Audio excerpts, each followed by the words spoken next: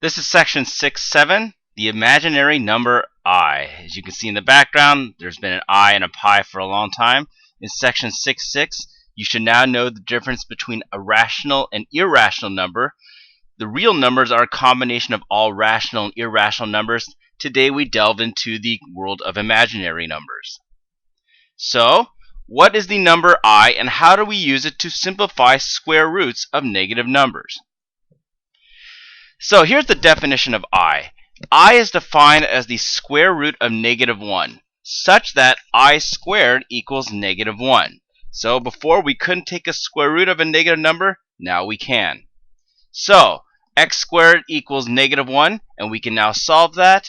X is equal to plus or minus the square root of -1, which is plus or minus I. Treat I like you would any other number. You can add i's together. You can subtract i's with other i's. You can multiply i's together with other i's, but you can't combine them with real numbers, like until you convert the I into a real number by squaring it.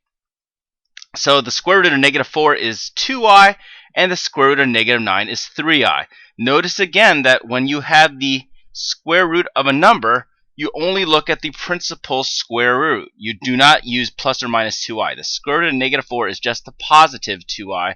The square root of -9 is just a positive 3i. The definition of I continues that if r is a real positive number, then the square root of -r equals I radical r. So I would encourage you to think of it like this. This is what the book gives you. This is how it breaks down. The first thing you have to do is separate the -r into -1 times r in the radical.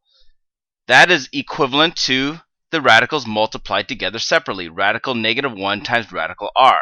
Well, we've already defined radical -1 as I, and that gets you to I root r. So what this tells you is you have to deal with the negative sign first and separately before you start dealing with other stuff, which we'll see in a few minutes. Alright, example 1. Simplify radical -32.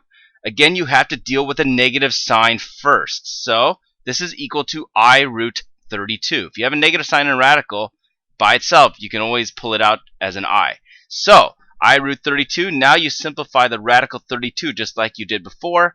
That is 4 root 2. So you combine all those to get 4I root 2. You generally are going to put the real number before the I. But keep in mind this is one number. I is just another number. It's not a variable. It's a number just like 4, but it's a complex number, which we'll talk about later. 4I root 2 is your answer. Number 2, 3 radical -4. Try this one yourself. Again, don't forget to deal with a negative number inside the radical first. So you pull out the I, you get 3I root 4. Square root of 4 is 2, so your answer to number 2 is merely 6I. Alright, now we're going the other way. We have 5I quantity squared, and the way you do this, just like when we did exponents, when you have an exponent outside of parentheses, you have to take the exponent of each term or each part of the term inside. So this is the equivalent of 5 squared times I squared. We know what 5 squared is. Keep in mind that I squared is always -1. So this is the same as 25 times -1, which equals -25. So remember that I squared is simply -1. Number 4, now we simplify the parentheses I root 2 squared. Try this one yourself and check your answer when you're done. So again, we deal with the inside first. We have I squared times radical 2 squared, which is 2. The I squared now becomes a -1, and now we just multiply all this together. -1 times -2 gives you 2. So here the negative does not get the exponent because the exponent only applies to the stuff inside the parentheses. So make sure you take the square of each part of the term inside, and you're good. Let's go to number 5. Parentheses -I root 7 quantity squared. So here it looks like they're just two numbers, but remember this negative sign is just like a -1. So in the actuality, it's this: -1 squared times I squared times radical 7 squared, or 7. Now we can simplify each part. -1 squared is 1. I squared is -1, and we still have that 7 out there. So your answer is -7. So a lot of this is back to PEMDAS. Please excuse my dear Aunt Sally, making sure that this negative sign is a -1, and you don't include that with the I. If you did that, you would have gotten the incorrect answer. Pure imaginary numbers. Numbers like I root 2 and 2i in the form bi, where b is a real number, are called pure imaginary numbers. In the next section, we're going to deal with complex numbers, which you'll see in a second. So, for example 6, we are simplifying 5 root -6 minus negative root 24, minus root -24. So what you're going to do is, again, simplify each radical. Remember to pull out the negative sign first by using the I. So this is 5i root 6 minus I root 24. Now we can simplify the root 24 just like we did before. This becomes 2i root 6. Now you can combine the root 6 just like you did before. So 5i root 6 minus 2i root 6 is going to be 3i root 6. Again, you can simplify this term because you have the same index, which is a square root, and the same radicand, which is a 6. So you can subtract 5i minus 2i to get 3i radical 6. Example 7. Simplify the square root of -7 over 2i. So the first thing you again want to do is simplify the radicals. So you get I root 7. Now you can cancel the i's in the numerator and the denominator. Just like when you did fractions before and you simplified fractions, you can do the same thing with i's. So the i's cancel out, and your final answer is root 7 over 2.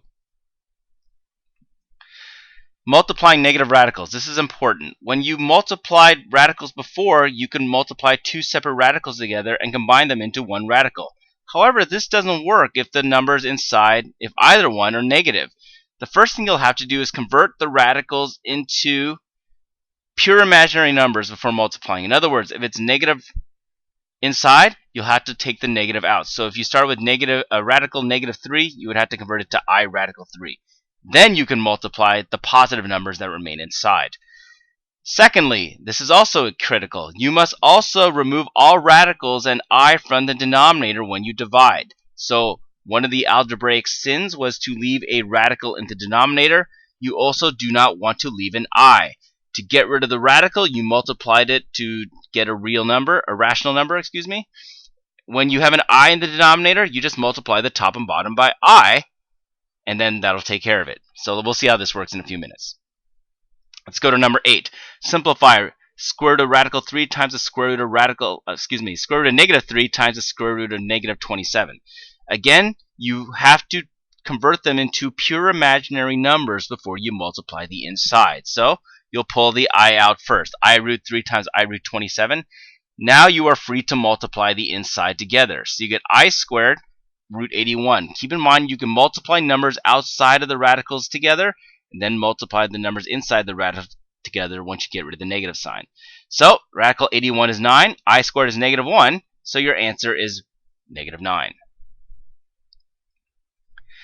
Let's try this one yourself. Check your answer when you're done. So this becomes I radical 5 times I root 75. Again, you can multiply the i's together to get I squared. You can multiply the radicands together to get 375. Radical 375 is the same as 25 times 15. The I squared becomes a negative number. So this becomes -5 root 15. Number 10. 4 root -18 over root -12. So again, what's the first step? If you can do the first step, you'll have an I around, and then you can just solve it just like you did. We solved problems earlier in this chapter. So you get 4i root 18 over I root 12. The i's cancel out, and if you further simplify the radicals, you should get 12 root 2 over 2 root 3. Now you can simplify the 12 over the 2 to get 6 root 2 over root 3. You have a radical in the denominator, which means you have to get rid of it by multiplying the top and bottom by square root of 3. So you're left with 6, radical 6 all over 3. 6, 3 simplified to get 2 root 6. So again, pull the negatives outside of the radical first, and then simplify it just like you did before. 15 over radical -32. This is the first equation. We're going to have an I in the denominator, but you're going to treat I just like you would treat it a radical by itself. So let's go ahead and do this. First we convert the root -32 into I root 32. Now we simplify the radical 32 and you end up with 4i radical 2 in the denominator. Now, before we had to get rid of the negative 2 by multiplying the top and bottom by radical 2. Now we also have to get rid of the I, and we can do that by multiplying the top and bottom by I. So let's go ahead and multiply the numerator and denominator by I radical 2. And the numerator becomes 15i root 2. The denominator becomes 4 times I squared, which is negative 4, times the square root of 2 times the square root of 2, which is 2. Now combine all the terms together, and your answer is negative 15i root 2 over 8. So remember, you can no longer have, or you can never have, radicals in the denominator or i's in the denominator when you have your final answer. You must rationalize the denominator by multiplying by whatever radical you need to multiply, and by I whenever you need to multiply the top and bottom by I. Alright, example 12 and 13 have equations. This won't take very long. We have x squared plus 144 equals 0. So let's move the 144 to the right side, and you get x squared equals negative 144. Take the square root of both sides. And remember, when you have an x, you must include the positive and negative. So x is equal to the positive and negative of radical negative 144.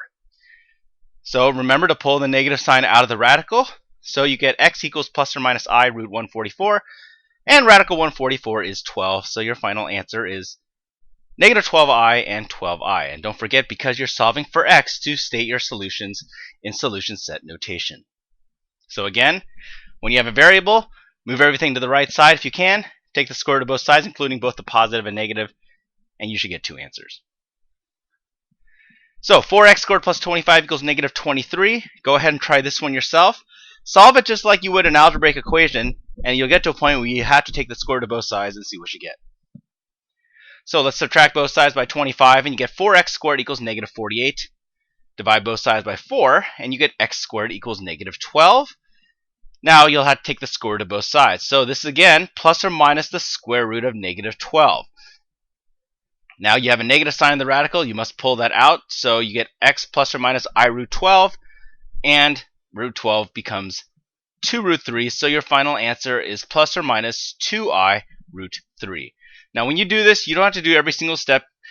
I'm fine if you jump from here to here if you can do it all in one step. So remember, I is the square root of negative 1.